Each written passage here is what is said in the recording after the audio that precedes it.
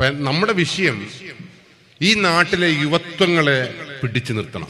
ഇനിയിപ്പോ എന്റെ മുന്നിലിരിക്കുന്ന ഒരാൾ ലഹരിയിലേക്ക് വീണു എന്നുള്ള ഒരു വിശ്വാസമൊന്നും എനിക്കില്ല. എല്ലാവരും തങ്കപ്പെട്ട മനുഷ്യന്മാരാണ്. പക്ഷേ നമ്മുടെ മക്കളും മക്കളുടെ മക്കളും ഒരു നിയന്ത്രണവുമില്ലാതെ പറന്നു നടക്കുന്ന ഒരു യുവത്വം അത് നാട്ടിലുണ്ട്.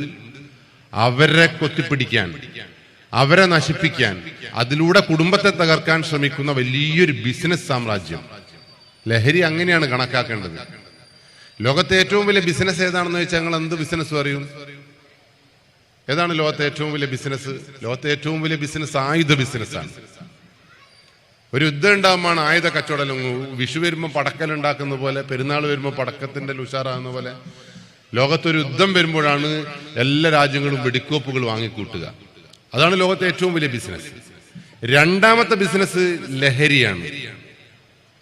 ലഹരിയും നാടും തമ്മിൽ അങ്ങനെ ഒരു ബന്ധമുണ്ട്.